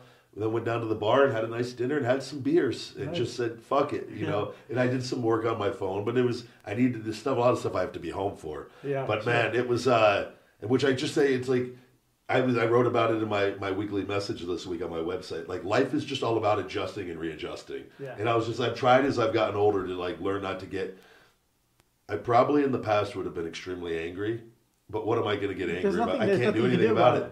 So I just get drunk instead. Yeah. No, but for sure. I didn't get drunk. I had maybe 3 or 4 beers, but it was I just chilled out, and then I was able to get home the next day. Got a big workout in. Got to eat at my favorite place up there, Boston Pizza in Canada. Okay. They have oven roasted wings. Is it like Boston Market or is it? No, Boston Pizza. It's Boston a big Pizza. Canadian chain. Oh, okay. And it's my go-to spot. They have these oven roasted wings. And they are delicious. But they have good pizzas too. Okay. And so I had pizza for the first time. Sunday was my carb day yesterday or Monday. So I ate. For the first time I had their chicken fingers and pizza, and oh my god, and French onion soup. What kind of pizza you got? I don't. It was just like a meat pepperoni okay. type deal, but it was a very thin crust. Okay. Oh, it was so good. Sounds good. Yeah, they. I don't think I've ever had a pizza I haven't liked, to be honest with you. Have you heard the Giordano's on here? No. It's a I'm very limited. I used to eat pizza all the time as a kid, Yeah. but since I've gotten older and a body guy now, I don't eat it all that often. Oh, so. okay. But no, it was good. When I got in late, I almost missed my connection in Toronto. I got in with the flight got delayed out of Moncton 4 times. Okay. But I had a long wait time and gaining an hour going into Toronto. So I got in with about almost 2 hours before my flight, but I had to go through customs in Toronto. Oh, my God. So I go through customs, but then Why do you have to go to customs? Because it's still within Canada, right? Yeah, but to come back to Vegas. So rather than do it in Vegas, they do it in You Toronto. do So it I in was Toronto? cool. I was cool getting it done there. Okay. Because then when I got to Vegas, just go get my bag and come home. Oh, okay. But they and I had the time between that. But it was one of those customs where you got to wait for your bag to get cleared. Right. I've had a nightmare at those before where they take forever. Yeah. And there were only like 5 or 6 people waiting in there with me. So I'm like, oh, this ain't going to be bad. And it just waiting and waiting and waiting. And then like now the flight was at 8:55. Now it's like 8 and I'm like starting to get a little bit like, no, it'll be up any minute. Just nothing. I'm playing on my phone. Come on, 8:15. I'm like, okay. I look at my boarding pass. Shit, they're boarding now. Yeah. Like, so now I'm starting to like, I was like, I got to get there by 8:45 probably. If not 8:40, but you got it 15 minutes before. Yeah, they usually close the door within Yeah. 15 minutes. So, but I don't want to be, I had to go get food and I wanted Yeah. to get a coffee and like, 'cause I was exhausted and I was, so I go up to the desk and had to wait, and there were people just like bitching because their bags never. Yeah. And so like there's like 4 different people in front of me, and they're all just bitching, and I'm like, come on, I just want to bitch. Come on, I need a chance to bitch. And finally somebody got done, and I go up and I go, I need to go. Can we just like send my bag when it goes? I go, I really need to. My plane is boarding. He pulled up something on the computer. He goes, oh, you're good. I go, why didn't my name come up? He goes, oh, you're good. And so I'm just like, dash, I had to go through the custom thing still. Thank God there wasn't a line. Yeah. And then I had time to go get a Starbucks and some food. Oh, my and, God. I made it, and thank God. I was just worried. I was like, I didn't get home till after 1 something. Oh, yeah. And I was just, had to unpack, and it's one of those, lost the whole day at home. Yeah. I came home, I had a whole boxes of Amazon stuff sitting in here. For the new place. For the new place. It all came in when I was gone. So, and I'm a day behind on that. So, like, I went and got Taco Bell, had a huge carb night, cheat meal, because it was my carb day, and went to bed so happy. And I got 7 hours sleep, got up, and have not stopped since. It's been all day dealing with Amazon. That was the other thing I needed to talk about with everyone, because Wake Up Unlimited Energy. So we've talked about the Amazon debacle multiple times, and it got unlisted. And it got unlisted because, for nothing that makes any sense, somebody complained about the taste of the product. I thought it was like it exploded or something. No, that was what they initially said, a shipping thing. They not only gave me wrong information that didn't apply to this case. This was a whole other issue that the safety department, all they had to do, they didn't tell me the reason for the safety complaint. The Amazon, the other people that couldn't communicate with the safety department told me that it was a shipping mishap. So none of this made any sense to begin with. Yeah. So I'm sending emails for a month concerning a shipping mishap, because that makes no sense. Yeah. Why I'm being punished for that. Turns out it was because somebody didn't like the taste of the product. And I had to provide a plan of action for how I'm going to prevent somebody from not liking the taste again, which is impossible. Everyone There's have people that different love the taste. Thank you. People have different tastes. Yeah. It has that it's sweetened with stevia on the label. Yeah. That not everyone likes stevia. Stevia is a little. It's a different sweetness and artificial sweeteners. Yeah, exactly. And again, understanding, I submit plan of action after plan of action. 5 weeks have gone by. They have cost me thousands of dollars of sales on Amazon that I get. That is one of my best sellers on there. And finally today, I saw the light at the end of the tunnel. They have approved my pink lemonade once again, but I have to get it relisted, and I'm waiting for their response on that. The cherry, they have not relisted. It's the same exact product, though. So now I have to deal with all my hundreds of inventory that I have there. It's showing that it's gone. So now I have to find out, where's my inventory, guys? Where, like, this is thousands of dollars in inventory. Yeah. The stress of having a business. I cannot stress this Well, enough. this is something there's no control over. Yeah, like this you is rely what- on Amazon. Yes. It's just like, But they have not been timely in the manner. No. But they even said, like, oh, we can't reimburse you any money. I already knew they weren't going to. That's why I said, guys, we need to handle, like, this should be handled within a matter of days. Yes. Not 5 weeks. Right. Like this, it's asinine.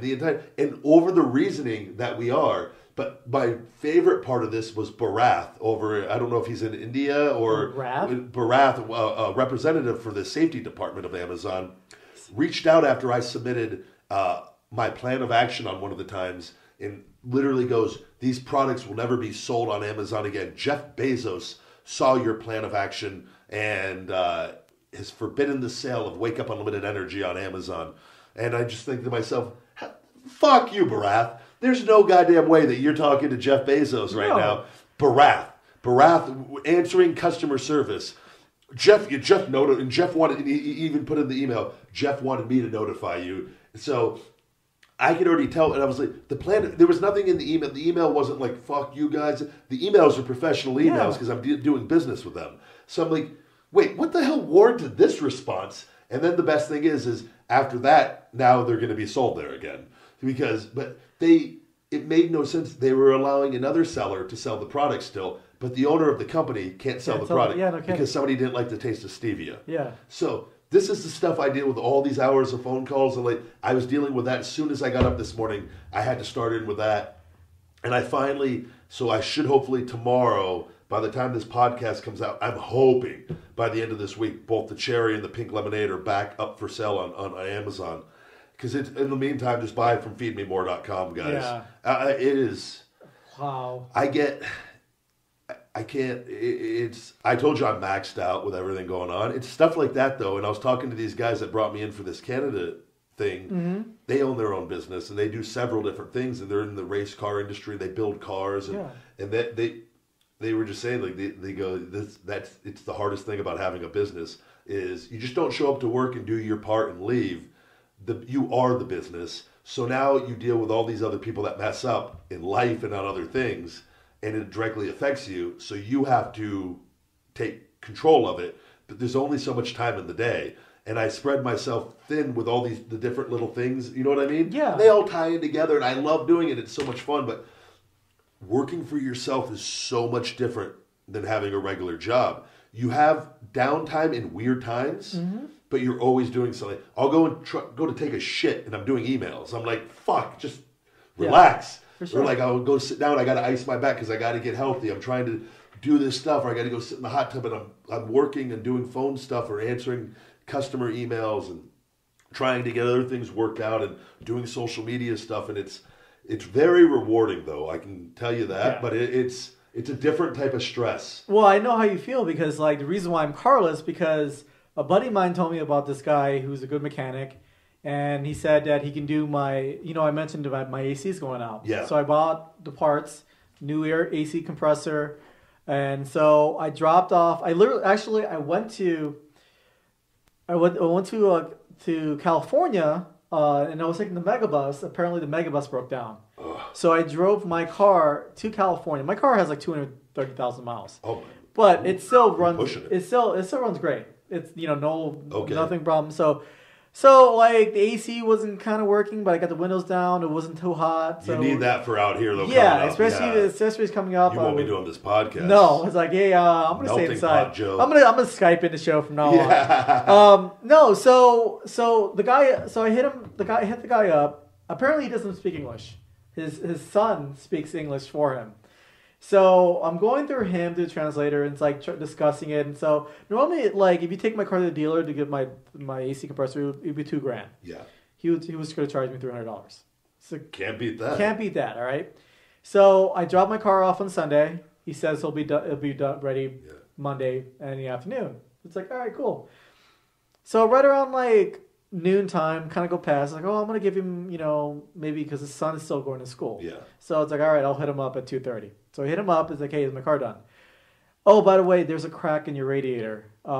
He recommends getting a new one. Saw you coming. And so it's like, and he showed me pictures. And it's like, all right, cool. So I said, well, he said it was like $177 to get a new radiator. And it's like, well, I can buy one on eBay for $50, but it's going to be, it's going to be a while. And then he said, like, well, he found another radiator for $113. Okay. It's like, okay. And it's like, normally he'll charge $100 if I were to get it, whatever. So I was like, since it's already open, no charge, just get the radiator and it'll pull install it and the air compressor. So today's Tuesday. Still don't have a car. So he says, like, I told him, like, well, I got a podcast going, or I was like, I got something going on at 4. Hey, did you tell him you have your own podcast? No. Look, buddy, I got my own podcast. Yeah. I got this big guy waiting for me. So I said, like, look, I got something going on at 4. Can I get my car? And he's like, yeah, like, he just got the radiator at 2:30, and so it should be ready. I get right around 4 o'clock, I get a message. Hey, sorry, there's an emergency. Yeah. Can't get it done. And I asked him, I was like, what's left over? He says, I still got to assemble all the parts. And it's like, thing is, so like, I'm like, it sucks when it's out of your control. It sucks. It's like, yeah, with the whole situation. But like, you know, granted, like, I'm saving money, but like, he told me that it was going to be done on Monday. He says that, no, the radiator's broken. It's like, all right. And I asked him, I was like, okay, because I replaced the radiator myself. Yeah. No, you're talented. I can do it myself, but it's like, all right, since you already have it open, it's already over there. Just get it all done. Get it all done. And then he just told me, he's like, well, I told him, like, look, I need my car because I have errands to run. You know, I actually had to get a ride out here just to do the podcast with you. And so it's like, I told him, like, look, it's costing me more money than I'm actually spending. Yeah. And so, you know, I definitely know how you feel with the whole situation.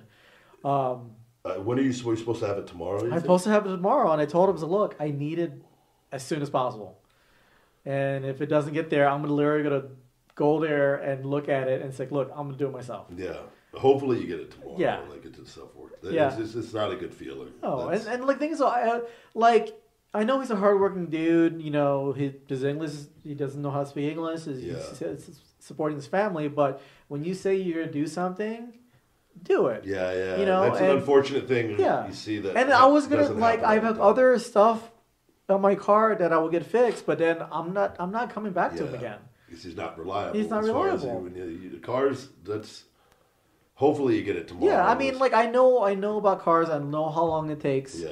It's like, it shouldn't take 3 days. He's probably just doing he hasn't... Yeah, I know. There's other things, but, like, if you say you're going to be done on Monday... Yeah, you got to... That's how you get repeat business and stuff like that. Exactly. Did you see today, I was telling you, the Southwest Airline deal? Oh, yeah. After we were just talking about that last week, on, like, plane stuff and, like... turbulence and all that crazy stuff. Just a plane and how that TV show, how airplanes crash. And luckily, the plane didn't crash. But someone did die. Did die, unfortunately. So I was at the gym, and I see up on the TV, and I see something with a Southwest plane with an engine failure or something, and I'm like, what the hell's going on? And I see one passenger killed, and I was just like, oh, man. So eventually I pulled up an article and see what was going on to get the details, and I guess it was an engine failure. They don't know why. I think one of the blades like flew and hit one of the windows and broke the window. Which is like the worst thing that can happen as far as because of the speed and just and busted out one of the windows, and then a woman was sucked out of the window. Well, I think the women. I think they're like small windows. Yeah, they're small windows, and so I think she must have got sucked out, and her head is outside. Yeah. And so they're trying to pull her back, and I don't know if suffocation, but you got to think the trauma to the head and neck. Yeah, head and neck. That speed of when your head getting, you know what I mean? Like it's 500 miles per hour. Yeah. No, it's insane. I put out a tweet earlier, but my heart goes out to the family of that person. That is. Yeah, and we travel. Don't expect it. Yeah. Yeah, we travel all the time, and just. When you're hitting bad turbulence or just anything can go wrong. Yeah, no, it's something. This was the first incident of someone dying in 9 years. I believe in America? The States. I believe. Oh, so. In the States, yeah. But yeah, I mean, I heard there's been planes off like around. But when you think about the amount of flights that there are, especially here. Yeah, I mean, they keep saying they're saying that it's the safest way to travel, but when something happens, a lot of people can actually die. But yeah, I was actually we were coming in the weather. The wind last night was really high here in Vegas. Yeah. We actually our plane came in almost an hour later than it was supposed to because they got advised they had to slow down. Yeah, and coming in. The wind, I was just like, because my mom was telling me about how bad the wind was, and I'm just thinking like. We had a big plane, but that wind, it was really strong gust. Mm-hmm. and even that plane, you could feel the drop, and when a gust would come, or the tail kind of kick out a little bit, and and you're just like, it's stressful. Yeah. Like I remain calm on all of it, but it's not.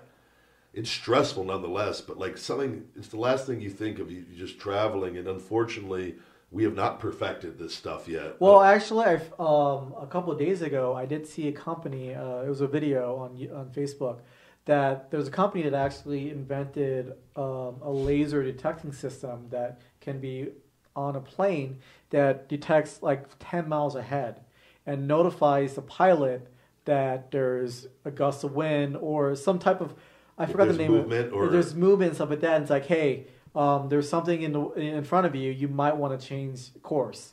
And so it'll... Birds are common with the birds getting sucked into the engines, right? Right. Like, but I think... But dude, like they test. I mean, dude, those are like blades. Yeah. That would slice like human beings or large. You know, they test frozen chickens and throw it through the freaking propellers and stuff like that, and it gets instantly. But they said that they put these two lasers on the side of the plane, and it'll detect different currents and stuff like that, and to let them know it's like, hey, there's going to be a huge wind, maybe move up or move down, or move left or right.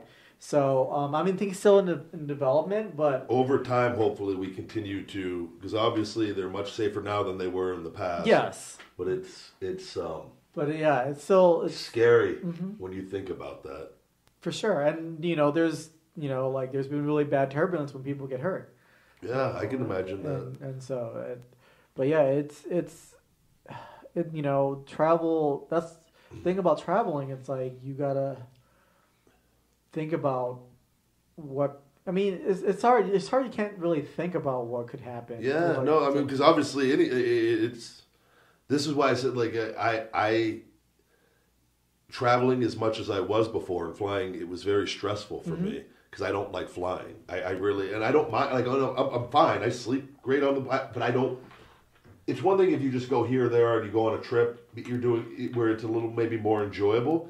But when you're flying constantly, multiple times a week, you just look at it from like an odds perspective, and you see airports and you see things. You're like, and you oh, I hope they checked everything, and you just never, because humans make errors. Yeah, and people complain about like, oh, my flight's delayed. And it's like, dude, I would prefer them to make sure the plane's okay. Absolutely. So I'm willing to wait an hour or two just to make sure everything's flying. But like, yeah, I mean, the funny thing is that like I don't get stressed on a plane. Yeah. I get stressed going to the plane. Dealing with the security and TSA, all that it's extremely. Yeah, it's not a pleasant Vegas airport used to be actually fairly good. I've talked to I got the clear system now where you. I have the pre-check, but I want to get clear. The clears, dude, is. It's just a fingerprint, right? Yeah. Best money I've ever spent. How much was it? I don't know if it was like, I don't know if it ended up being like 100 and something or 200. Okay. It was whatever it was, and I don't know if there's a yearly membership thing. I think there might be. Mm-hmm. So worth it. You literally, it could be, I used to almost miss flights because I'd get there 2 hours before and the line would be so long, and they'd only have one check station open there to go through, and it was just like, and they're taking forever to check everything, and they have like 6 closed ones. You're like, why is this going on? And so I got the clear deal. It's not on every airport, right? Or is no, but they're in more and more now. They're going to be in every single one. Right. You sign up, they get your eyes and they get your picture and your fingerprints, and you go right up. They take your fingerprints, they look at your boarding pass, they walk you right up past all the people, show the TSA guy your ticket, he's good to go.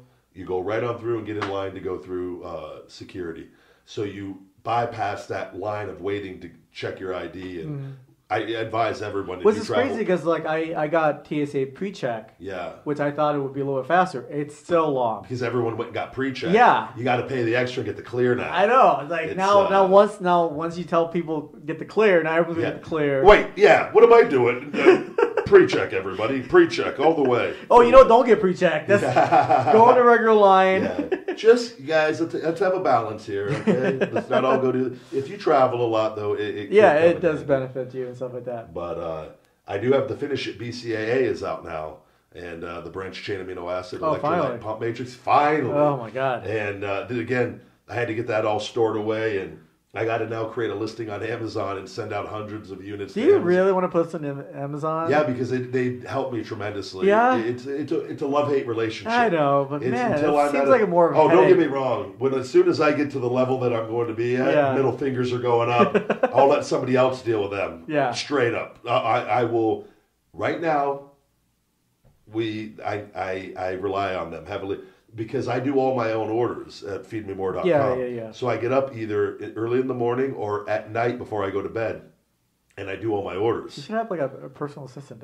No, that's what I need. So I enjoy doing everything right now because the business. But I'm in step one of growing my business. Yeah. So you have to understand, like, to go to. You should get like an intern. I've already. If there are any hot women out there, wait. Technically, I take that all back. No. Is there anything that's very attractive? It wouldn't be if there was a hot woman. It wouldn't be an employee. She would just live here and do that for me. That's. Oh wait, I sent you that tweet to you. Of the performer. Her name is Sadie Pop. I don't know until I know how old she is. I'm not making any comment. She's like 4'11", 90 pounds. And she's tiny, but like she put on Twitter like feed me more, but she tagged the wrong. She tagged an author, by the way. Yeah, Ryback. I'm sure like the author is like, what is going on? Who is this demented young woman? Why does she want me to feed her more? More words? No. But it'd be nice to have an assistant to help out. So no, that's another thing that's a possibility of different options because there's another guy that does some work with Jay Cutler, the bodybuilder out here with his supplement line, and he's helped him tremendously. I've debated possibly because we've talked before, and I like having my house to myself, but possibly moving somebody in to help out with that. Yeah. But it's until. Do you think you have to? Do you have to have? No, I wouldn't. No, I wouldn't. But it would be for other projects too. Oh, okay. He's really good with recording things and whatnot okay. Too. This would be more for just that. But I could. What's going to happen is I have to start having employees soon. Mm-hmm. It's going. That is. But this is as you grow, you start putting these things in place. Because eventually, then it's going to be moving everything to another building and having an office and things of that nature, the way that we're going. But I need to delegate that responsibility eventually to somebody else because it is stressful. And now having the marketing team, and you probably on social media, you're going to start seeing a lot more videos of me out there. And we're putting out more and more content, and it is increasing sales pretty quickly here now. And I'm very thankful for that. But I got home last night, and the first thing I had to do, I was so tired last night. I'll just get up and I got a bunch of orders done. Like I had to ship out a ton. But it work on. You got to print out the labels and you got to package everything. And I got a whole shipping station set up in the office up there, and we get it done. And it's we get it done very efficiently. But then you got to go to the post office. You got to it's just. It takes up time. Yeah, for but sure. I have to do it. No one else is going to do that for me. And that's one of the things that I'm very hands-on. And to me, the journey and the story is going to be so cool when I'm at the point where that is really, really where it's going to be. And in putting out these great products, it's going to be very rewarding to look back and look at this period that I was like, fuck yeah. Like I did it. That's what I left for. And that's what I'm doing. And, it's been good, but the feedback on the finish at BCAA has been overwhelming. And I'm telling you guys, there is no branched chain amino acid out there like it. It has all the electrolytes in it, and it has also L-citrulline and L-norvaline, which is really good for blood flow. It's actually really good for your penis. L-citrulline, it increases nitric oxide. It's vegan friendly, no artificial coloring, beetroot powder, which beetroot is also extremely well, works extremely well at increasing nitric oxide and blood flow for muscle pumps and also penis pumps. But there's also 2,500 milligrams of L-glutamine, and then this ingredient, sustamine, which is really good for, with the electrolytes, for your body, for keeping you hydrated. Mm-hmm. This thing... and for muscle recovery, there's nothing like it. And it's non-stim. There's nothing in there that's going to no caffeine, nothing like that. It's just great for intra-workout while you're working out, or people that are dieting and people on the keto diet. Like I sip on these. I went through a jar, 30 servings of it. I went through a jar in 3.5 days of it. Like because I'm drinking it in between my meals. Okay. Because it helps you not have to eat as much. Right. It's incredible, and I really think this is going to become the Fat Burner is my best seller by far. Like that one, everyone, because it works extremely well. But I think this is going to be right up there with it. And it's for men and women. And we'll have to break it down a little more. I try not to fucking shill the supplements on the podcast. You know what I mean? Like yeah, but it's sponsoring your podcast. Yeah, they are my main sponsor. They are your main sponsor. Yeah. I'll talk maybe a little more about them, break it down a little bit. But that's when I got the marketing videos coming out. Yeah. Where you can actually see on Facebook and Instagram videos of me explaining the supplements, and then you can read the shit comments of the people fucking underneath. There'll be like a lot of good comments, and then you'll just get the asshole. Well, not even. Oh, look at this guy. This guy, go get a real job. Like nothing to do with the supplement. No, just like talk about is like I hate. So this is what this asshole's doing. Irrelevant piece of shit. It's like, wait, what? Yeah. Like, what's wrong with you guys? Nothing to do with Don't you guys understand? Like, what you do, go having a business and like the amount of money, hundreds of thousands of dollars, and like that's called being a loser. Yeah. Creating your own destiny and having freedom and providing a goddamn great product. Holy shit. Like I was like, yeah, go get a job at 7-Eleven. Like, wait, why? Why? Like, no. You guys, man.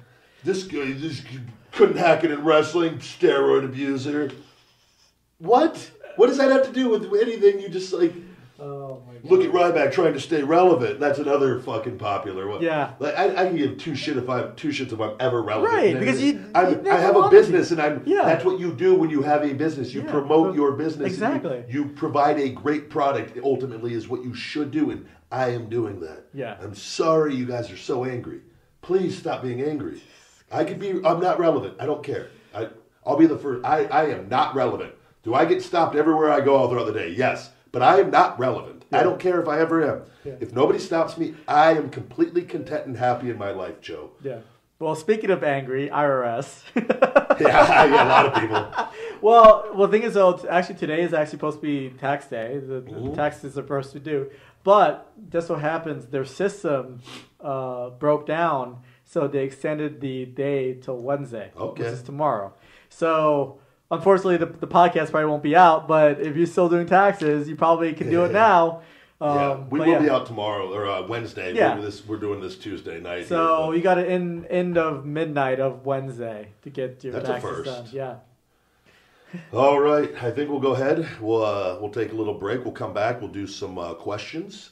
And we have, I'm trying to think, tips of the week and some questions. Quotes of the day? Or I got my tips of the week here that we always do. I always got to share a little information. Just the tips? Just the tips. And we'll be right back after these messages from Feed Me More Nutrition, probably.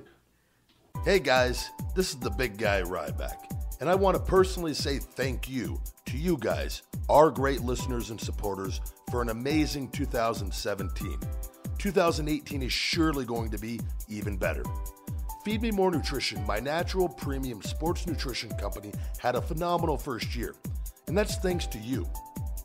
We are adding Finish It Branch Chain Amino Acid Electrolyte Pump Matrix to the lineup for 2018 and have even more exciting custom formulas coming in the upcoming months. If you've been putting off getting in better shape and getting healthy for not only you, but your loved ones, now is the time to do it. Whether it's consuming more lean protein, burning some unwanted pounds, increasing your natural testosterone and sex drive, or ramping up your energy levels, Feed Me More Nutrition has you covered. As always, positive Amazon reviews are greatly appreciated. 2018 is your year. Get hungry. Stay hungry. Feed me more. Okay, we are back. We're going to go ahead and jump into the tips of the week here before we dive into some questions. Tips of the week. Yay! My book of the week this week, I'm actually on a different book, but this book I highly recommend. I read this right when I broke my ankle. The Power by Rhonda Byrne. It's in that Secret series. It's a little different. This deals with I think the law of love, and love makes the world go around, and it is the most powerful emotion and energy that we have here on Earth. And check that book out, guys. Everything by Rhonda Byrne that the people at The Secret have put out is money. Quote of the week, a little fitness quote, I think, this week. You're closer than you were yesterday. And I got that from my quotes app. I really liked it. My nutrition tip of the week is I think everyone, if you guys, especially people dieting, the people that have gotten these tips and have applied them to your life, check out the Finish It branched chain amino acid. It really, really, really will help you in keeping you satisfied between your meals. It's great for recovery. Like I said, it's vegan friendly, no artificial sweeteners, sweetened with stevia and monk fruit, and there is no artificial food dyes. It's colored with the beetroot powder. It is the only BCAA, it's the most complete branched chain amino acid on the market today. And the feedback, again, I'm telling you guys, check it out for yourselves. The taste is great. If you weren't a fan of the pre-workout and how that tasted, this tastes nothing like the pre-workout at all. We have really, really come a long ways here on that end. And the pre-workout is about performance and energy. This I wanted to taste as good as humanly possible, and we have done that with a raspberry lemonade flavor. And it truly tastes like raspberry lemonade. So check it out. Tell me what you think. If you have any questions or concerns on it, hit me up at thebigguy@feedmemore.com. I believe in this product so strongly, though, I'm putting it on my nutrition tip of the week this week. And maybe I'm a little biased, but there's one thing you'll realize about me is I shoot you straight. Workout tip of the week.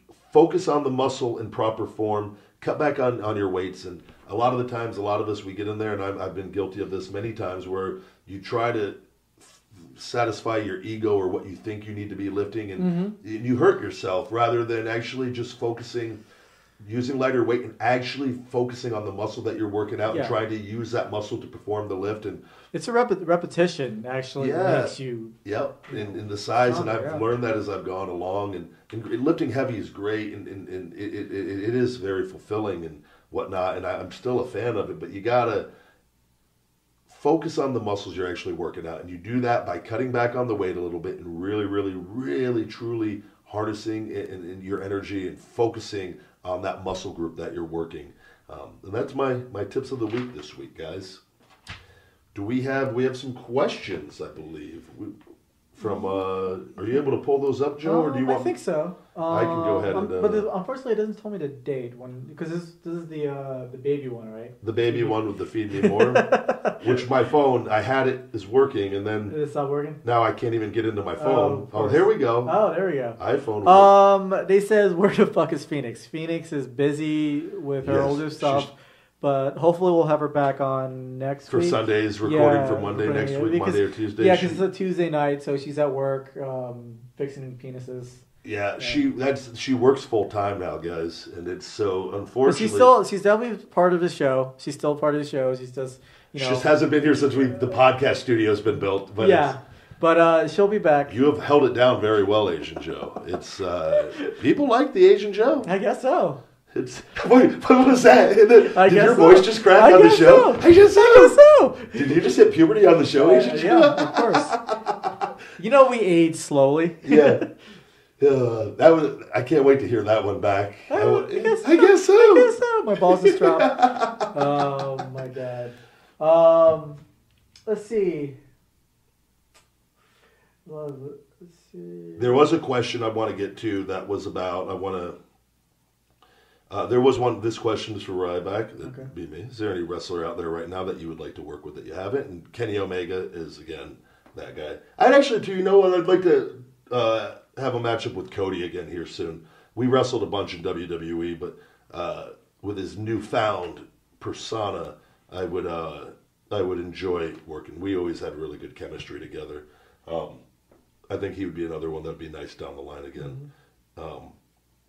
Another good one. What's It Like by Lejon ND. What's it like doing the Make-A-Wish wishes? It always seemed to me like one of the best parts about being in the WWE. It's great, and I've done several of them. when I was up there, and met many, but actually done several of my own. But oftentimes when someone from Make-A-Wish is there, a lot of us get to go meet them, but typically they want to meet one person, or sometimes two. That's their request, and it's very humbling, great experience. It's also sad too, and you see do they pick the people for you, or do you kind of like they give you a list of people that you want to see, or like how? No, it's just they'll just notify you that you know Billy with Make-A-Wish chose you to meet you. That was the one person he wanted to meet, and so they set it up usually at the arenas or at a location nearby where and you go, and it's very. It's satisfying. It can be overwhelming. It's a little bit, yeah. And you doing hospital visits and children visits and everything. It's great to make kids smile.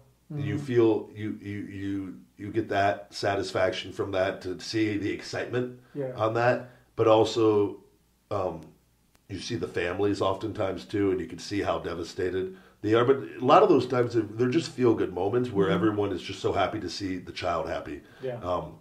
And I'm always amazed by, of all the people I've met over the years from Make-A-Wish, all the kids, just how good their energy is and how good of spirits they're in, considering their circumstances, and that there's a lesson to be learned on all that. And it's like it's extremely inspirational, and but it's not easy. I would be lying if I said it was. But it's extremely gratifying, and I've been honored to have been a part of some of those. So, Bobby Ray Paris asks, when will y'all have the video? I'm going to read this how I think Bobby Ray would. When y'all have the video versions of YouTube starting, what was the biggest obstacle in life? Question for you all. At the Big Guy Ryback 22, what was the name of the supplement that's good for bones that you said you use? Thank you, Bobby Ray Paris. The supplement is the calcium supplement by New Chapter. Bone Health, I believe, is the name, by New Chapter, and it's a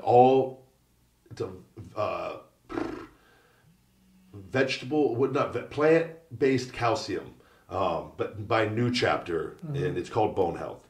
And then we have the video equipment here now. Unfortunately, it's just life has been chaos with everything. Hopefully Sunday, I'm just talking with Joe about this. Yeah, I'll set it up. We'll get it set up and get kind of and do a rough run on it here. And hopefully we have Phoenix here, and we'll be rocking and rolling. Yeah. Because once I understand how to use it too, and everything, we can we'll get it going. And it's just, I got the studio built, and I got all this. I got the lighting now. I'm very happy with the way everything turned out. But now I just want to make sure I got all the video equipment, and we're coming. It's a matter of trying to balance and juggle everything going on. Yeah. And when I got in last night, I was like, oh my God, I don't even know how to use the camera. I have all the equipment all sitting out. Yeah. I'm like, I don't know what flash thing to put on or what. Like, I took the tripod out and put the camera on the tripod, and I felt like, okay, we're making progress. Baby steps. Yeah, I see. It's like, oh, that's everything's on the table. Yeah. But I was like, okay, that's good enough. It's good. Here's one. Jay Guernsey, 1990. What are some good workout songs? And can Joe join me? Can Joe be your wrestling? Can Joe be your wrestling manager? Man, I listen to so many different songs working out. I love, man. I can't Limp Bizkit's "My Way or the Highway." Man, I can listen to that song time and time again. It's there's so many. I know like the Phil Collins. Era. I got that on here too. Yeah. Doesn't that get you like? Yeah, it's inspirational. Like I have inspirational songs. I have badass rock songs. I have like heavy death metal songs, and then I got the Titanic love song on there. Like if you. So what workout do you do? There's Britney. Britney's on there. There's some Madonna on there. I'll never forget one time a fan came over, and I had my headphones fucking loud, and that it went from literally, I don't know, it was like Drowning Pool. Okay. something, and then it went to something with Madonna, and it was that Chica Bonita, the island Bonita. Okay. Eddie will know this song. It's I kid you not, it's blaring, and the guy comes and I try to like get my phone and like hit it off because I just didn't. You don't want him to see it. I didn't want him to hear it. Oh, like, because it was. Oh, I played it so loud. I know yeah. he was literally. He goes, "Hey, Ryback," and I knew we were about to have a conversation. So I'm fiddling with my phone and like my code thing came up, and it, just like there where I tried to put my code in, I couldn't get my code in. Yeah. It wasn't taking it, and I'm just. And I'm going to my headphones, like frantically trying to turn it down, yeah. and I'm hitting the wrong button. And I'm like, "Give me 1 second," and just like trying to like play it cool. I just don't want him to hear. It's like, is he fucking listening to Madonna? Their dad or like Backstreet Boys. I actually maybe should do that all the time. Maybe they won't come up to me. Yeah. Nobody will want to ever. And all the rumors start like Ryback loves Madonna. Yeah. Well, there's a video out there you dancing to Madonna. Yeah, so. like a prayer. Yeah. Yeah. Oh man. That's why I don't even. It makes me laugh. But I love "Be Yourself" by Audioslave. That's another great one. Yeah. I'm just going through. I have. Again, I mean, whatever songs that get you going. I think, Uptown Girl by Billy Joel, We Didn't Start the Fire. And then I go right into the Black Eyed Peas with Boom Boom Pow. You know, it's just... That's and then I got the Terminator 2 theme that I'll listen to sometimes. I love listening to that. But, I'll sometimes go from that right into Toxic by Britney Spears. And it's just fucking... Don't fucking, Hey, I just remember the music video. So do I. So, yeah. Jeez. All right, let's see. What else? What are your thoughts about Becky Lynch? I don't know who that is. A female performer for WWE. Okay. I always liked Becky a lot. She seems like a very sweet, nice girl. Talked a little bit. I wasn't. That was kind of towards. She'd got up there. She'd been up there for a little bit, not too long. I was kind of on my way out, as far as not being happy and kind of. I was at a point where I really those last several months I kind of was just I got along with everybody there, but I was just kind of I was shutting down. Yeah. It was kind of already the process had started. So, but again, all people there.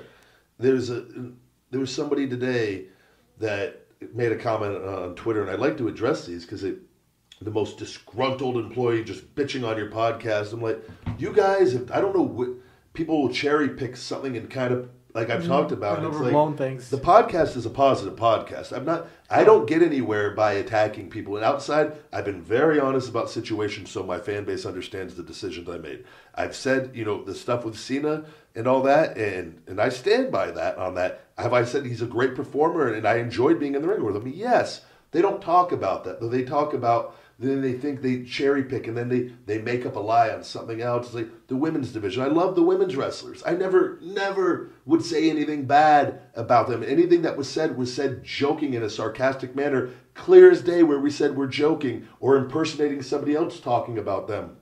I get upset over this because it's people try to ruin you, and it's like, guys, knock it off. Everybody there are all, for the most part, great human beings, and it does not benefit me one bit by going and trashing people. Even like the Cena stuff, I said it on one thing and got it out there, and it's how I felt, and specifically at that time. And I know from personal experience, it doesn't mean I've said I don't hate him. I am above that. But I'm going to share my thoughts on a certain situation on different things, and it's like the Punk stuff. I don't hate the Punk stuff. Said plenty of good things about Punk, and I'm happy, and I think it's cool he's fighting again. And I truly admire that actually going out and doing something else like that, and having a love and a passion for something else, and having the courage to go. And he wasn't successful his first time, and he got a lot of people talked a lot of shit to him. You'll never hear me shit talk him on that one bit. He's going back and trying it again. I hope he wins for his. I really do, because I think he's worked probably extremely hard and whatnot. And again, did we have personal things? And he said things he shouldn't have said, yes, and whatnot. It's just,